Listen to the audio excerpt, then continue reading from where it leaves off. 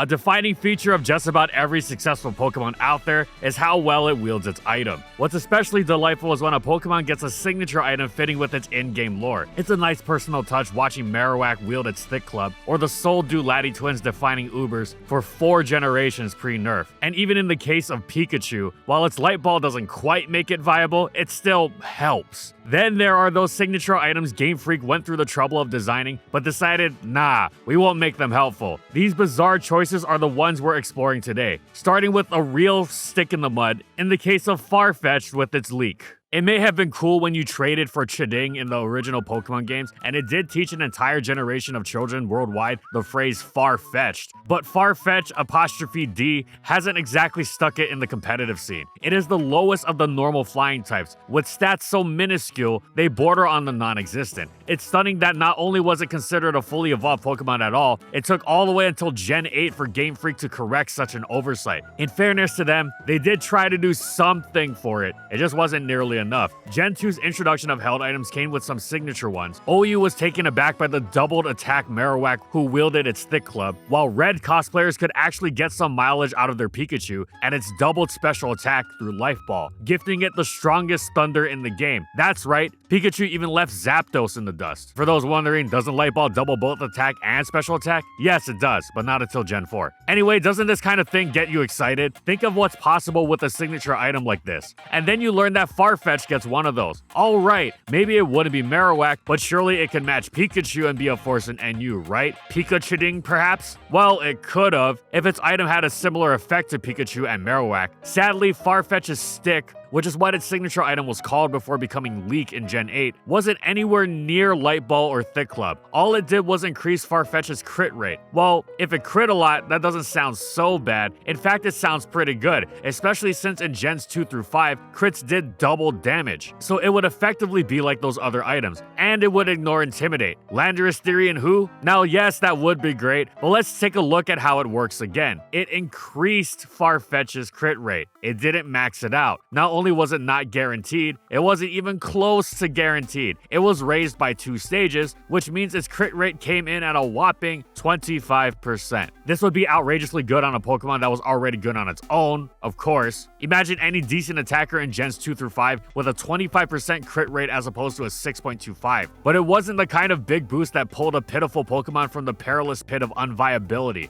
Okay, Farfetch'd's normal stat was the high crit rate Slash, so it was even likelier, but with its low 70 base power, it had the problem of not exactly being devastating even when it did crit, and it wasn't even guaranteed to do so, making it even more pathetic. Even Gen 6 boosting the +2 crit rate to 50% wasn't enough, especially because that's when crits no longer did double damage, doing 50% extra damage instead. But even a 50% crit rate likely wouldn't have been enough even if it existed in Gen 2, given that Farfetch'd is a Pokemon that was power crept before power creep even existed. Maybe if Stick had given it some sort of guaranteed mega crit or something, where it did even more than double damage, well, it'd still be Farfetch'd, but at least it would actually tangibly help. Light Ball doesn't make Pikachu a star, but it actually does something. Stick can't even live up to the bone-breaking impression. It just pretends to. And speaking of Stick, we're now going to shift into another form of driving with Genesect and its many drives. But before we get to that, here's a word from our sponsor, the best in premium audio, Raycon. Summer is coming, and while you're chilling in the sun, you need a sidekick to listen to all your favorite music and podcasts with. And that's where the Raycon Everyday Earbuds come in. I use the Raycon Everyday Earbuds literally every day.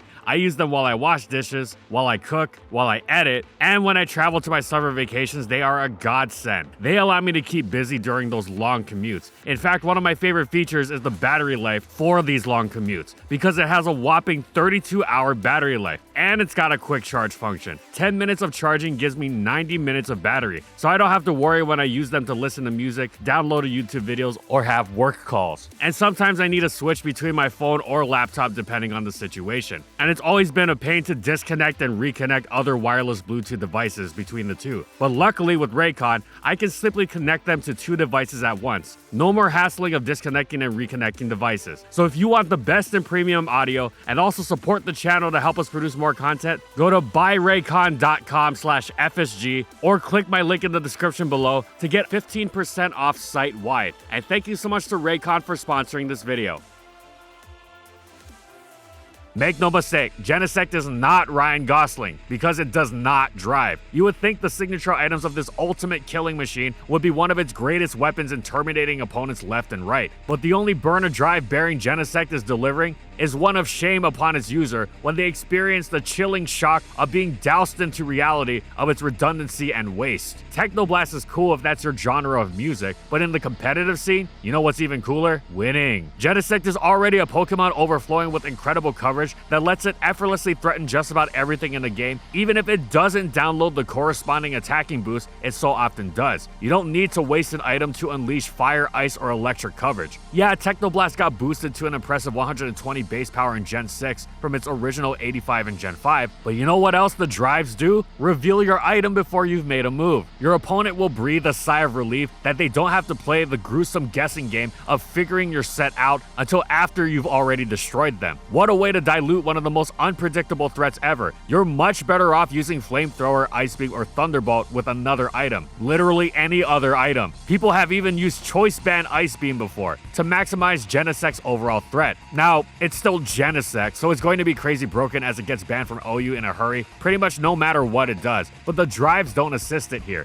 Generally, the best thing about Drive Genesect is that you can use it to ask your Pokecrush if she wants to Netflix and Genesect chill. Now, there is an exception to be made for Douse Drive in Gen 8, whose water coverage Genesect cannot replicate elsewhere, even with its enormous move pool, and would hit Genesect's main enemy, Heatran, but even this was largely pointless in Gens 5 through 7 because of the existence of Hidden Power, which also crushed Heatran, and in Gen 7, Alola Marowak, without any item restriction. Technoblast theoretically hits Volcarona like nothing else, but it really wasn't worth it. Gen 7 paid lip service to Douse Drive, but it is ultimately seen as its worst set. Though funnily enough, it also further supported Genesect's brokenness in that it could literally tell its opponent what it was doing and still crush everything in its path. Speaking of, that same idea was present in the Drive exception that was Gen 8 because Hidden Power was no longer available to it. So Douse Drive became a legitimate option, even though in this gen, it was actually revealed at Team Preview, because Genesect was so short on counters that even if you knew it was Douse Drive, you still wouldn't be able to counter it with your Heatran and would be left scrambling from the beginning. Even still though, Douse Drive took a back seat to Genesect's main destructive tendencies with the absurdly broken Choice Bander, as well as Choice Scarf and Shift Gear. So depending on how you look at it, you could extend the uselessness only to the Burn, Chill, and Douse Drives, and that would be fair. However, the fact that Douse Drive needed Hidden Power removed from the game before it was useful also means we think it's fair to include, with an asterisk. Now, though Genesect's ambition and drive died somewhere around Mulholland, the taxi is taking us to an even darker place, one where even the crystals have lost their luster, with Dialga and Palkia. Giratina's transformation into its origin form upon the release of Pokemon Platinum was stunning. Before the Grisius Orb had even been translated, upon the game's North American release, Giratina had equipped the Japanese translated Platinum Orb and became one of the most extraordinary forces in Ubers. Its altered form had become one of Uber's Great Walls alongside Lugia, and was still a solid Pokemon, but Origin became one of the most spammable Pokemon around because it really did it all. Its stats didn't gain boosts, but were simply rearranged to emphasize offense. Though its solid defenses alongside an insane HP stat meant it was still incredibly naturally bulky. This, alongside the Levitate ability, turned it into a meta-defining offensive-defensive threat par excellence. It couldn't hold another item like Leftovers, but who cares? The 20% boost to both its stats helped you get over that pretty quickly. Dialga and Palkia also had their respective orbs, but they just had the 20% boost to their stabs, and only Palkia used its orb, as it actually used both stabs. It wouldn't be until Gen 6's introduction of Fairy types that Dialga's Steel Stab would be useful, and there it wound up needing the defensive utility of Shikaberry or Leftovers too much. If it were to boost, I'd rather go all the way with Choice Specs. Even pre-Fairy type Palkia often passed up on Lustrous Orb's power for the utility of Habanberry taking away one of its weaknesses to Dragon. It'd wind up better at grabbing KOs when it got more opportunities to throw around its attacks against would-be revenge killers. Now, if these orbs also turned them into vastly different forms, then heck yeah, they'd use them all the time. So with Gen 8's Legends Arceus' reveal of origin forms for these two, everyone jumped at the opportunity to explore this seemingly inevitable reinvention for these two icons, who had long since fallen by the wayside in the Uber tier, completely overwhelmed and outclassed. Surely they would follow in Giratina's revolutionary footsteps, metaphorically anyway, since it started levitating. I mean, hey, maybe they would too. Dialga without an earthquake weakness? Yes, please. Alternatively, maybe they'd finally get those auto trick room and gravity abilities befitting their design. Yeah, Dialga would be outrageously broken in VGC, but when has that ever stopped Game Freak? They would just nerf it the gen after, right? Oh boy, I can't wait to see what they got.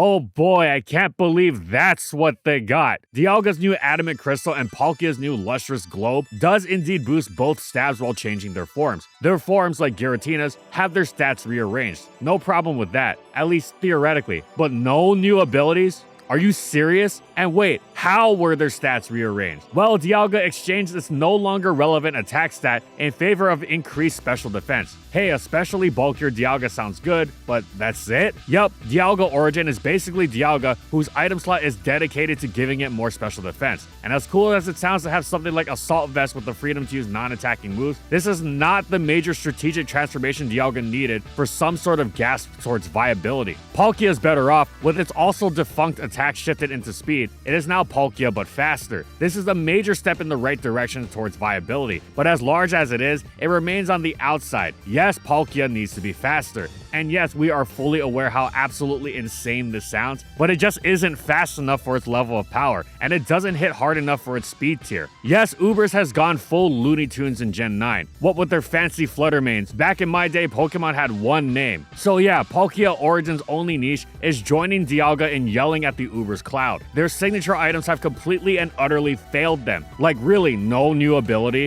It didn't have to be the Trick Room and Gravity one. It could have just been like adaptability or something. Meanwhile, Giratina Origin and its new Grisius core continued to thrive. Dialga and Palkia's failed transformations strangely mirror the next Pokemon, which is of course Ditto and its Metal and Quick Powder. Ditto is famously useless in the first 4 generations before it gained Imposter in Black and White 2, letting it transform into the opponent on Switch-In, providing it one of the most unique niches in all of competitive Pokemon. Shockingly, its signature items, yes, items, plural, did not save it from such a fate. In fact, it's unique in that one of these items was nerfed. That's right, it went from useless to extra useless. Metal Powder was introduced in Gold and Silver, baffling an entire generation of players as to how metal could become powder. To this day, it perplexes me. I do not possess an engineering degree, nor am I mechanically inclined. Maybe everyone is just like me and we just haven't solved the secret of Gen 2 Ditto, because when you first look at Metal Powder, it doesn't seem that bad. It gives a +1 boost to both defense and special defense, which Ditto actually maintains after its transformation. You know, that's pretty nifty. The extra bulk helps Ditto transform, and then makes it tougher to take out after it's transformed. Of course, getting the normal type Ditto and its non-existent stats to hit the field safely and actually use transform is already a Herculean task, before considering that even if the opponent can't just stay in and slug it out with you, again unlikely, they also can and will switch out, thereby controlling what you transform into. Oh, and if you switch out, you revert back into Ditto, and you have to do it all over again. Odds are they're not going to let you transform into something that you can just stay in with and ride to victory.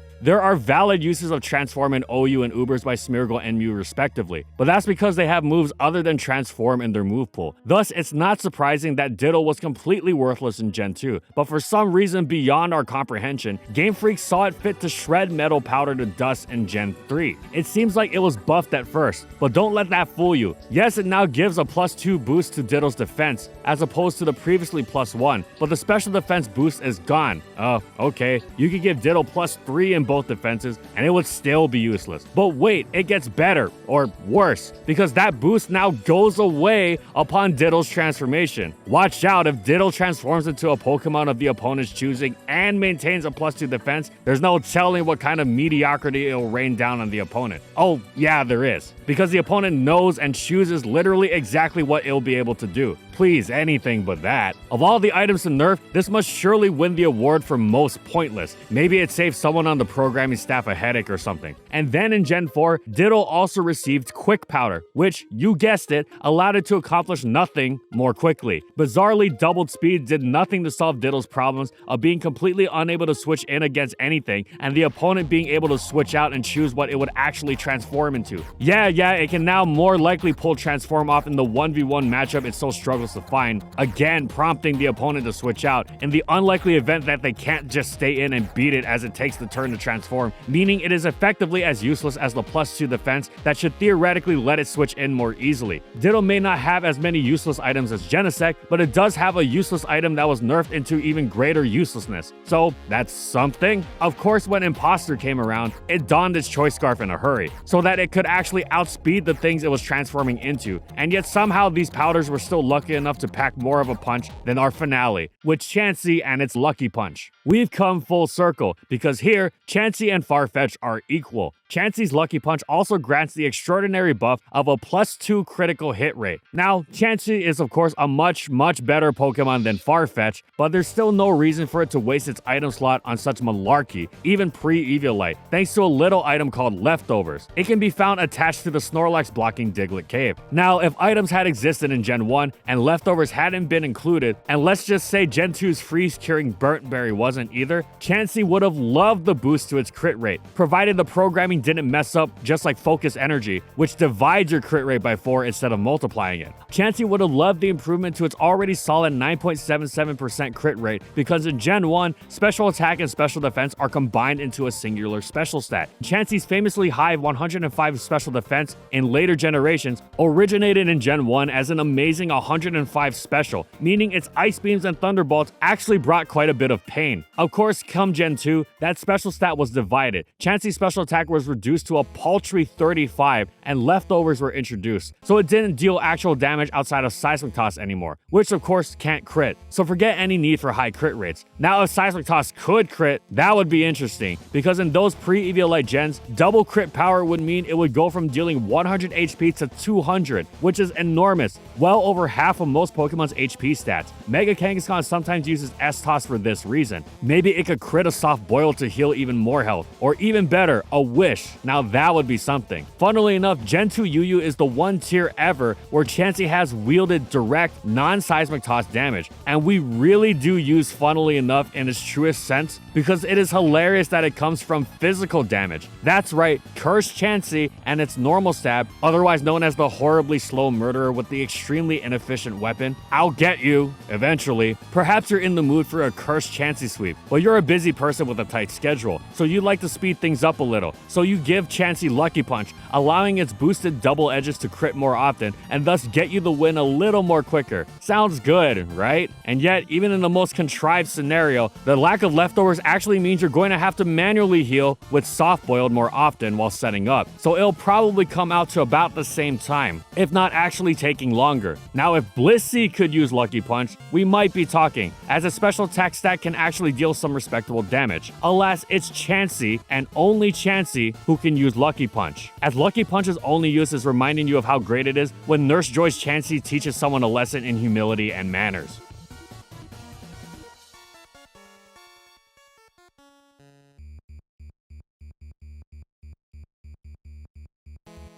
And thank you so much to our Platinum patrons. Thank you to Amphozenus, Alex Sable, Anthony Belval Renault, Bingleton, Daniel Isbeast, Corman, Funky, Glitcherton, Howl, Jack G, King Yabber, Megamon VGC, Nurse Jake, Pretzel SP, Soljiro Sakura, Spavoon, Skylaria, Soras and Croxon, Shiwei Miji, Stoneface Colin, Kiboflu, Wardine for their major support of our videos.